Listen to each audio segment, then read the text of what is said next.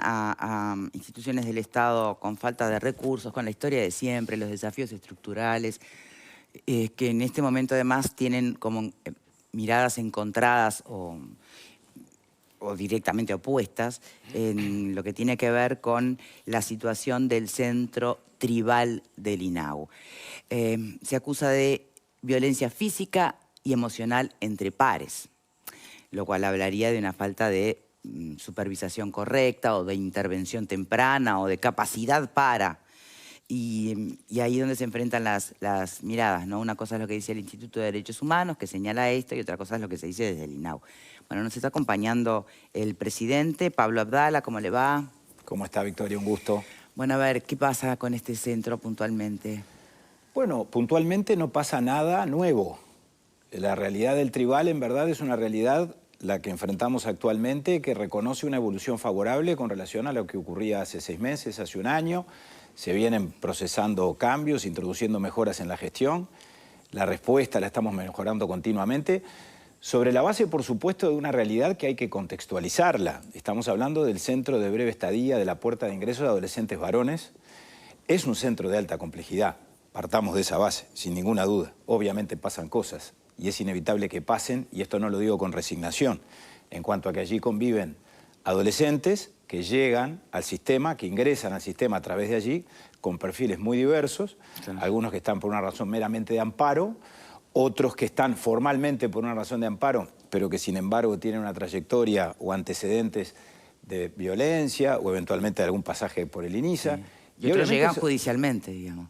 Todos llegan judicialmente porque están allí por la orden de un juez. En este caso, por la orden de un juez de familia. Me refiero a una cosa por amparo y otra cosa porque cometieron un delito. No, claro, pero en verdad los que cometieron un delito no están allí porque cometieron ese delito. Se supone que ese delito ya digámoslo en términos muy vulgares, lo purgaron, o por lo menos ya saldaron las cuentas con el INISA y con la ley y recobraron la libertad. Pero como formalmente están en una situación de debilidad, porque no tienen contención familiar, entonces otro juez, en este caso un juez de familia, los deriva al INAU e ingresan por el tribal. O sea que los que están en el tribal básicamente son los que tienen menos red de contención familiar. Están por esa razón, porque fuera del sistema obviamente no hay una familia o referentes adultos que estén en condiciones de contenerlos, que estén en condiciones de atenderlos, que estén en condiciones de cuidarlos. Y eso genera dificultades. Ahora... ¿Cuentan con personal suficiente para atender ese centro? Sí, sí. Hemos incorporado. ¿Qué es personal suficiente? Bueno, a ver, lo de suficiencia o insuficiencia o lo de grave riesgo, como dijo la Institución de Derechos Humanos, siempre son conceptos discutibles y relativos. Estadísticamente, ¿qué es lo aconsejable? Nosotros en este momento tenemos 25 educadores, 3 turnos, cada uno con su coordinador de turno, un coordinador general, un director, o directora mejor dicho, una maestra, personal de servicio, cocinera, para atender 10, 11 adolescentes. O sea, ese es un dato bien elocuente. El tribal está en una situación muy saludable en cuanto a que está funcionando, a mi juicio, y esa es la mejora principal, con relación a lo que ocurría antes, como una verdadera puerta de entrada, porque se producen las derivaciones de los adolescentes que ingresan. No de todos. Algunos tienen un nivel o características tan particulares desde el punto de vista de su complejidad, que sería una decisión errónea derivarlos a otro centro con chiquilines o con adolescentes de otro perfil, y por lo tanto es menester mantenerlos en el INAU y definir estrategias específicas para ellos. Pero los que están en condiciones de ser derivados, son derivados sin ninguna dificultad, y por eso estamos con una población, llamémosle, tan baja. Para un centro que tiene cupos para 24 o 25 adolescentes, repito, estamos con 10 u 11, muchos en contexto, algunos con salida no autorizada, sin duda. La institución, por ejemplo, por empezar por algún lado, se alarmaba de la circunstancia de que se dieran salidas no autorizadas.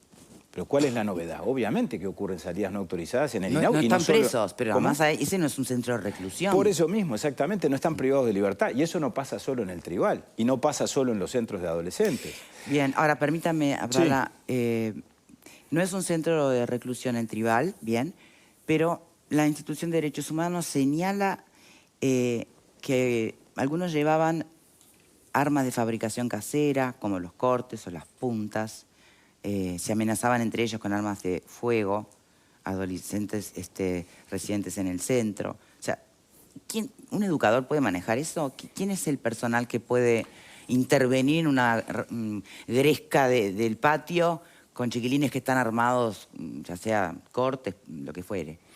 Dos cosas. La primera, la institución de derechos humanos, porque para tener una idea cabal de esta discusión que hemos mantenido, sí, y que yo creo que estamos en vías de saldar, porque la institución en sus últimas manifestaciones ha reconocido mejoras, logros, no ha tenido una sola posición en todo esto la institución. La institución empezó diciendo en junio que había grave riesgo de vida para la vida y para la integridad física de los adolescentes. Sí. Después, cuando nosotros respondimos en el propio mes de junio, en el mes de julio, ya no utilizó esa expresión, mantuvo determinadas observaciones, pero pareció conformarse con la información que nosotros le dimos en cuanto a las medidas que veníamos tomando. Después, hacia fines de agosto, repentinamente volvió a su tesitura anterior. Hacen 6 visitas la institución, sí, el ¿no? 1 de septiembre, en la víspera de nuestra comparecencia a la Comisión de Derechos Humanos, que hicieron otra visita, se encontraron con un panorama que consideraron relativamente favorable o positivo. Lo dijo la propia presidenta de la Institución de Derechos Humanos en este canal la semana pasada en Desayunos Informales. Entonces, creo que en la mirada o en la valoración que ha hecho el Centro Tribal ha tenido idas y venidas que a mí me cuesta interpretar cabalmente, y lo digo con enorme respeto. Con la institución tenemos una relación muy madura, muy de ida y vuelta en forma permanente, no con relación al Tribal, con relación a todos los proyectos. Ahora, en cuanto al tema de los hechos concretos, tampoco se puede, y creo que en la forma de presentar la información es la consecuencia que se puede generar, a partir de determinados episodios, como que eventualmente en determinada oportunidad se encontró un corte en poder de alguno de los adolescentes, hacer una suerte de generalización o plantear eso en términos de insinuación como si eso fuera la cotidianeidad del Tribal, que no lo es, Que han ocurrido situaciones de esas características y han ocurrido. ¿Quién las dispersa? Los equipos de educadores, los equipos técnicos, que hay 3 duplas de asistentes sociales y psicólogos, la persuasión, obviamente, y la intervención técnica en todo esto es fundamental, y en una situación eventualmente de extrema peligrosidad o riesgo circunstancial, que eso sí puede acontecer, hay guardia policial en la puerta. Bien. ¿Será que la institución de derechos médica? humanos imagina que allí tienen que comportarse los jóvenes como si fuesen chicos, con vidas mansas, tranquilas, sin vulnerabilidades, jugando a las cartas? Bueno, no lo sé. Entiendo, digamos, el razonamiento que tú haces. Yo no lo hago por una razón elemental, y es que si yo dijera eso que tú acabas de decir, pero que me parece que es perfectamente yo lo pregunto, que no lo digo. No, pero como hipótesis. Sí. Si yo la hiciera mía, esa hipótesis, tal vez estuviera actuando con imprudencia. Yo tengo que cuidar la relación con la institución. Ahora, no me he puesto a interpretar ni lo voy a hacer por qué la institución hizo lo que hizo. Voy a dar simplemente otro hecho que a mi juicio explica o justifica que a nosotros nos haya llamado poderosamente la atención este temperamento institucional de la institución en este caso. Cuando nosotros el 21 de julio recibimos el informe previo al que después vino el 22 de agosto, repito, se nos transmitió una respuesta con un tenor de relativa conformidad o tranquilidad. De pronto, repentinamente, recibimos un nuevo informe el día 22, en la víspera de la comparecencia de la institución a la Comisión de Derechos Humanos, ¿verdad? Porque la comisión comparecía el lunes siguiente, el lunes después del feriado largo. ¿Qué pasó entre un informe y el otro? No lo sé. Se nos dice que una visita del 2 de agosto de la institución terminó con conclusiones dramáticas por parte de la institución en cuanto a la gravedad que ellos advertían ocurría o estaba vigente o imperaba en el centro. ¿Por qué eso nunca se nos comunicó a lo largo de 22 días? Y bueno, yo no lo sé, sinceramente no lo sé, me resulta tremendamente llamativo. Sé que en el medio hubo un informe del semanario Brecha acusando a la institución de que no publicaba los informes que con relación al INAU realizaba. Yo no quiero hacer conjeturas, por eso que tampoco hago razonamientos de ningún tipo, porque no debo hacerlos. Pero que me ha sorprendido un poco esto, me ha sorprendido. Sin perjuicio de lo cual, reitero, me quedo con el último informe que nos hicieron llegar ayer y con las expresiones de la presidenta Jimena Fernández la semana pasada aquí en este canal, que por lo pronto empiezan a valorar la incorporación de recursos humanos, las mejoras edilicias. Ahora, que hay riesgo, hay riesgo. Lo que pasa es que tenemos que definir riesgo. Riesgo tenemos todos por el solo hecho de estar vivos, ¿no? Esto, por supuesto, razonando por el absurdo. Que en un centro de estas características hay riesgo, lo hay. Es un centro de alta complejidad. Ahora, de lo que se trata es de no perder el control del centro, que jamás se perdió, además de tener un sistema en función del cual, ante las contingencias y los eventos que acontezcan, aplicar protocolos, intervenir, conjurar las situaciones, y en ese sentido siempre se ha actuado, a partir de un enorme esfuerzo que hacen los equipos técnicos, que hacen los educadores, y que hace la nueva gestión. A partir de fines de mayo hay una nueva directora con un nuevo equipo de conducción que a mi juicio viene haciendo las cosas muy bien. Y esto que digo yo, a ver, alguien puede decir razonablemente o con el beneficio de la duda lógica de que bueno, que lo dice Abdala porque es el presidente del INAU. Bueno, han ido algunos medios de comunicación ya a ver cómo funciona el tribal. El fin de semana pasado, no sé si ustedes lo vieron, pero el Observador publicó un informe. María Eugenia Esconamilio, que es una periodista muy seria, hizo una visita coordinada, visitó, vio, recorrió, informó. Yo me remito también a los testimonios que no provienen estrictamente del INAU, ¿no? ¿Hay animosidad entre instituciones? Yo no creo. Uno puede pensar eso. No, yo no creo. También está el tema, que lo dejo para después, si les parece, pero para mencionar que no nos es ajeno. Toda esta polémica a partir de los dichos del intendente Artigas, Carami, el trabajo infantil y demás. Pero terminamos primero con este asunto y si nos queda tiempo hablamos de eso, ¿sí? Porque tengo entendido que usted tuvo una forma de abordar el tema, de llamarlo distinto a lo del ministro de Trabajo, que creo que llamando a no sé si llamando a la inspección o no, o se habló por teléfono finalmente. Nos comenta después. Sí. Yendo al tema, Vero. Bueno, sí, me quedo con esto que decía Abdala, cuál es la diferencia entre los informes, porque me parece que hay cuestiones que pueden ser subjetivas. Bueno, esto que decía Victoria, cómo imagina la Institución Nacional de Derechos Humanos que debería ser, y otra cosa son cuestiones objetivas, ¿no? No sé cuál de ellos, pero si es este último que usted menciona o anteriores, donde se dice que claramente aquí, lejos de protegerlos, se los expone, y habla de tanto a los adolescentes como también al personal, y también habla de cuestiones que son cuestiones materiales y constatables, y ahí le pregunto, cuestiones edilicias, por ejemplo. Temas eléctricos, la descripción de los baños es terrible, la descripción de los lugares donde están también, la situación de los muchachos que dicen, bueno, cuando vamos a las habitaciones hay problemas, nos golpean, el consumo de marihuana y de cocaína, ciertas medidas disciplinarias donde, bueno, estás consumiendo drogas, vas a pasar la noche afuera. Esos son hechos objetivos que denuncia la institución. ¿Esos se constataron, no se constataron? Ustedes dicen, no es así. No es así. Desde el punto de vista estructural no lo es. En cuanto a la... Pero estos hechos que se mencionan, ¿sucedieron o no sucedieron? A ver, repito, me remito a lo que dije antes. Un hecho específico, aislado, en determinadas circunstancias de esas características, puede haber ocurrido. Y se registra por una razón de transparencia y de buena gestión en el libro diario. Por supuesto que sí. Ahora, la forma de presentar esas cosas, que se supone que tienen una cadencia o una ocurrencia a lo largo de un periodo prolongado, cuando uno presenta todos esos hechos, que repito, fueron específicos o excepcionales y no son de la cotidianidad del centro. Entonces la idea que transmitimos es que el centro está fuera de control. Pero no es un poco también el objetivo de la institución. La institución no va a instalarse en un centro del INAU y permanece allí todo el tiempo, ¿no? Va a hacer determinados informes periódicos.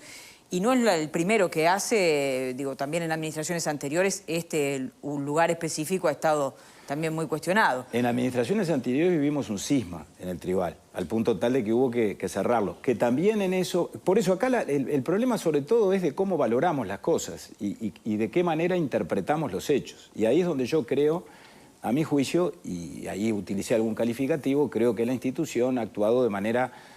No quiero decir tendenciosa porque eso denotaría intencionalidad, pero sí bastante temeraria, no por el lado de la intención, sino por el lado de la naturaleza de las afirmaciones o del alcance de las afirmaciones que ha hecho.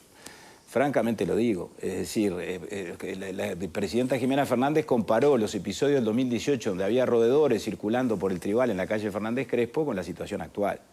Y la situación actual no solo dista radicalmente de aquella del 2018 donde hubo que cerrar, donde ni siquiera se practicaron los sumarios. Nosotros en el 2020 tuvimos que empezar a disponer sumarios de trabajadores que fueron presuntamente responsables de aquella realidad porque la administración anterior ni siquiera había aplicado esos procedimientos disciplinarios. Y eso, repito, es incomparable con lo que tenemos hoy, donde en tal caso hay, digamos, una gestión del centro que implica la actuación del equipo de conducción y de los educadores en términos de controlar la dinámica del centro, de intervenir y conjurar las situaciones cuando acontecen y repito, de aplicar incluso estrategias para cada adolescente en términos de su más rápida derivación y desvinculación del centro, que es una puerta de breve estadía. Desde el punto de vista edilicio, ahora la institución reconoce que en realidad hay mejoras con relación a eso que en algún momento señaló como carencias o como dificultades. Aparece en el informe del observador también. Nosotros estamos permanentemente reparando puertas, acondicionando el local desde el punto de vista físico. Se hizo una inversión a fines del año pasado, principios de esta, de más de 4 millones de pesos, que fue un acondicionamiento general. Se arreglaron las puertas, las instalaciones eléctricas. Yo los invito a que vayan cuando quieran, ¿eh? Porque por supuesto en esto no hay secretos ni misterios. Valeria. Sí, a ver, yo leía los informes y está claro que en el último hay un reconocimiento de mejoras. También vi la recorrida que fue comentando el observador y plantea que había trabajadores revocando y que, bueno, habían modificaciones. Está claro que no hay una posibilidad de tirar un centro abajo y hacerlo de nuevo en cuestión de 2 años, ¿no? O sea, creo que por lo menos tiene que primar el sentido común en algunas cosas. El centro no se va a cerrar porque esos chiquilines en algún lugar hay que tenerlos y de forma paralela hay que tener a los chiquilines dándole la atención que necesitan y a su vez ir mejorando el local, porque no es que le sobran instalaciones a Ninau para tener otro lugar donde llevar a los chiquilines. Después, yo sinceramente leyendo el informe creo que desconocen o por lo menos pareciera que no se dan cuenta con qué chiquilines trata ese centro. O sea, algo que decía hoy Victoria. No sé, por momentos, yo decía, ¿qué prefieren? ¿Que los chiquilines estén todos dopados, acostados en una cama? Por ejemplo, que no estén interactuando. Estamos hablando de chiquilines que vienen de contextos sumamente vulnerables, que muchos, obviamente, pueden haber cometido distintos delitos, y obviamente no va a haber todo paz, amor, silencio cuando lleguen a ese centro. Me parece que es como desconocer cuál es la población habitual en ese centro y que obviamente para los funcionarios es un contexto crítico continuamente y muchos lugares de Inau, no solamente este centro, ¿no? Entonces, también pensar en que esos mismos jóvenes son los que rompen la infraestructura del lugar, ¿no? O sea, ¿cuántas veces hemos escuchado que se prenden fuego colchones? Entonces, sinceramente a mí por momentos también me llamaron mucho la atención lo que tiene que ver con los pedidos o lo que pretende el Instituto de Derechos Humanos de un lugar que trata con la población que trata y no la puede cambiar. O sea, la verdad no sé qué es lo que imagina el Instituto. Me encantaría tener esa posibilidad de que el Instituto plantee cuál es el ideal. A través de su presidente, Marcos Israel, ¿no? Sí. Señaló... Es el anterior, sí. El presidente anterior. Sí. Marcos Israel señalaba que en realidad como que era un dispositivo organizacional que no funcionaba. Y fue más duro todavía.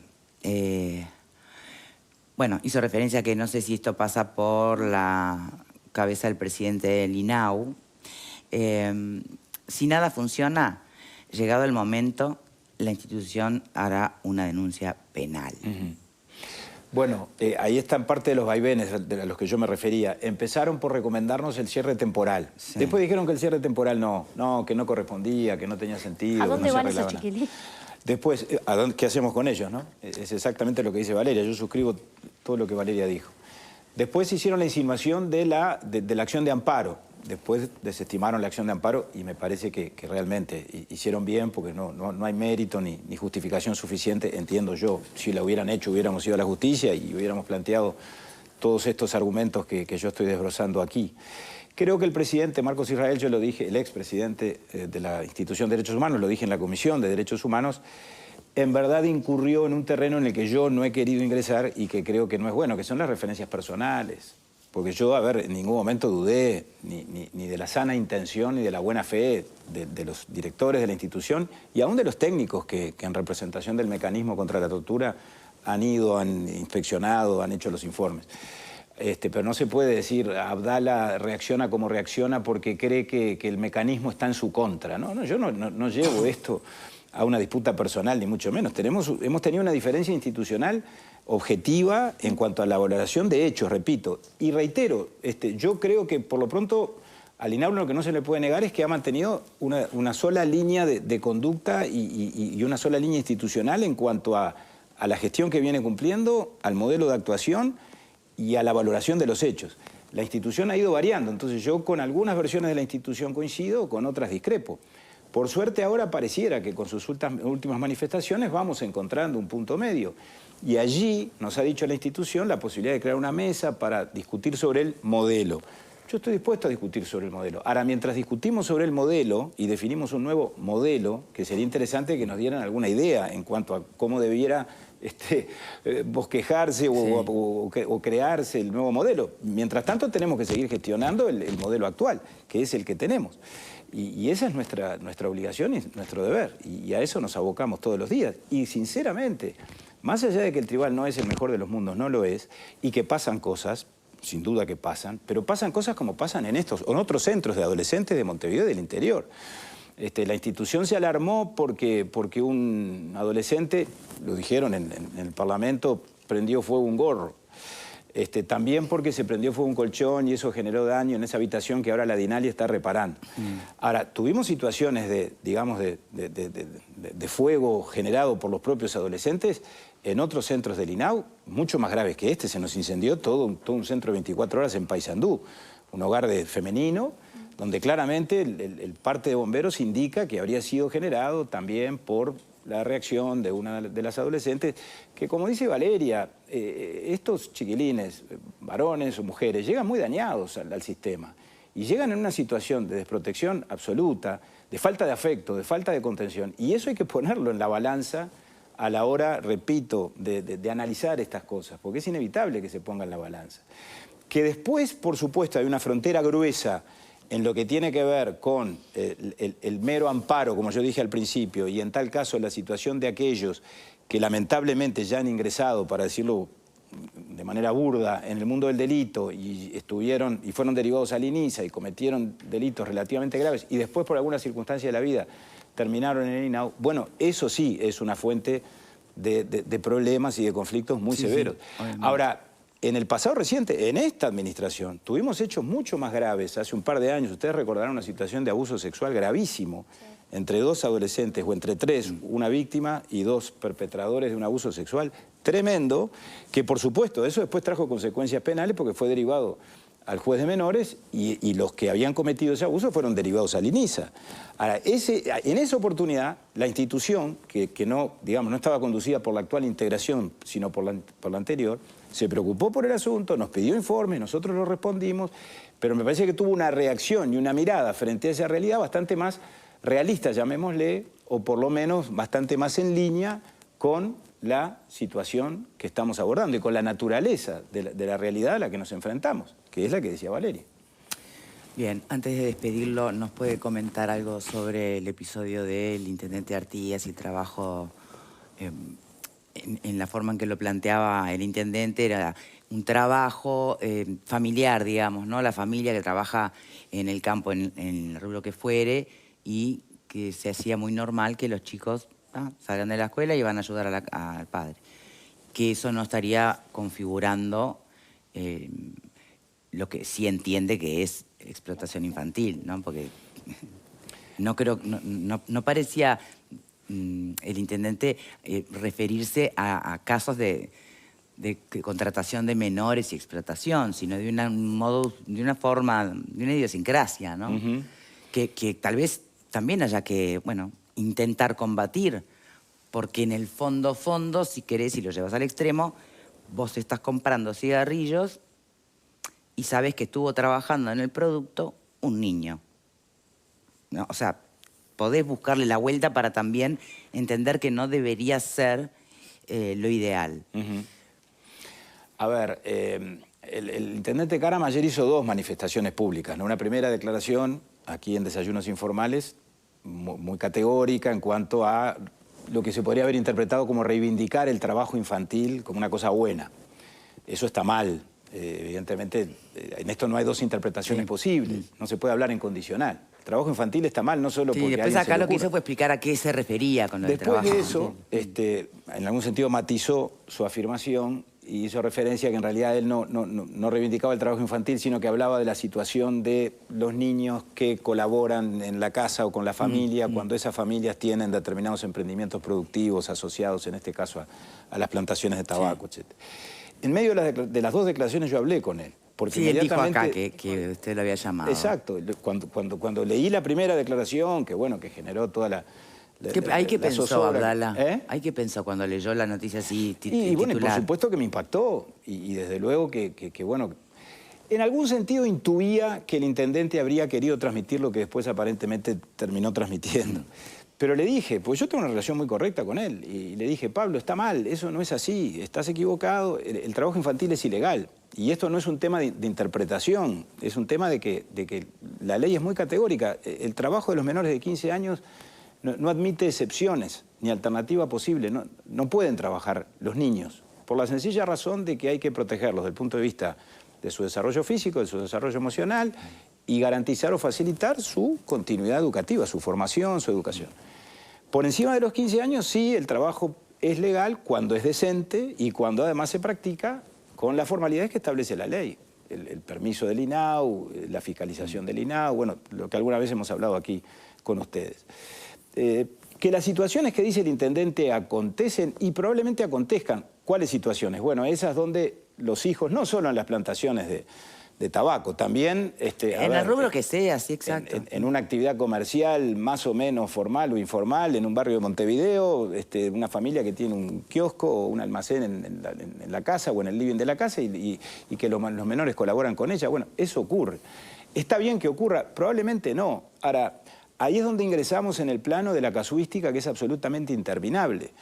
Por eso es que el INAU en estas situaciones interviene con un criterio no de flexibilidad en cuanto a tolerar cualquier cosa, pero sí con el criterio de analizar cada situación en particular a los efectos de determinar si una actividad es lícita y se debe extender un permiso o en todo caso se la debe prohibir. Nosotros tenemos un listado de actividades peligrosas que viene del año 2017, que además lo vamos actualizando permanentemente, pero ese listado de actividades peligrosas, donde entre otras cosas está la plantación de tabaco, también admite excepciones cuando eventualmente la actividad que un adolescente, no un menor de 15 años, cuando un adolescente se propone que la realice, que de pronto no es la actividad principal, estar al aire libre, sujeto a las inclemencias del tiempo o al rayo del sol, pero sí contribuir con alguna tarea accesoria a la plantación de tabaco por parte de un adolescente que no implica riesgo, bueno, a pesar de que esa tarea en principio está catalogada como prohibida o peligrosa, se puede llegar a extender el permiso. ¿A usted le alcanzó con la llamada telefónica? ¿Le parece un exceso el anuncio de la inspección por parte del Ministerio de Trabajo? No solo no me parece un exceso, sino que además estamos coordinando con el Ministerio de Trabajo esa inspección y INAU va a participar de ella. Quiero decir algo, nosotros inspeccionamos las plantaciones de tabaco. INAU además tiene una inspectora en el departamento de Salto, una inspectora de trabajo infantil en forma permanente, que atiende Salto, Artigas, Rivera y que ha ido por las plantaciones. No tenemos dato ninguno, ni hemos recibido denuncia, ni nos consta que por lo pronto en términos de una actividad formal o de trabajo subordinado haya niños trabajando en las plantaciones. Ahora, para tranquilidad de todos y para tranquilidad de la opinión pública, porque a raíz del episodio que se generó ayer, seguramente hoy la población está dudando legítimamente, con el Ministerio de Trabajo vamos a, como lo hacemos habitualmente en materia de trabajo infantil, nuestros inspectores, los inspectores de ellos, vamos a revisar lo que haya que revisar. ¿Se consideraría trabajo infantil el caso de una familia de tabacaleros, por ejemplo, como fue lo que citó el intendente, que el chiquilín vuelve de la escuela y, bueno, prefiere estar ahí ayudando que estar en la casa? Si el chiquilín va a la escuela, vuelve de la escuela y en todo caso da una mano en alguna tarea en forma esporádica, sin estar sometido a ningún rigor, sin estar sometido a un horario de trabajo, eso no es formalmente trabajo infantil. Bien. Ahora, si el chiquilín tiene que cumplir un horario... No, claro, por eso son situaciones distintas, ahí está. O sea, hay que saber distinguir en esto, ¿no? Bien. Bueno, muchísimas gracias, Abdala, por habernos acompañado en el día de hoy. Un placer. Hacemos una pausa y ya venimos.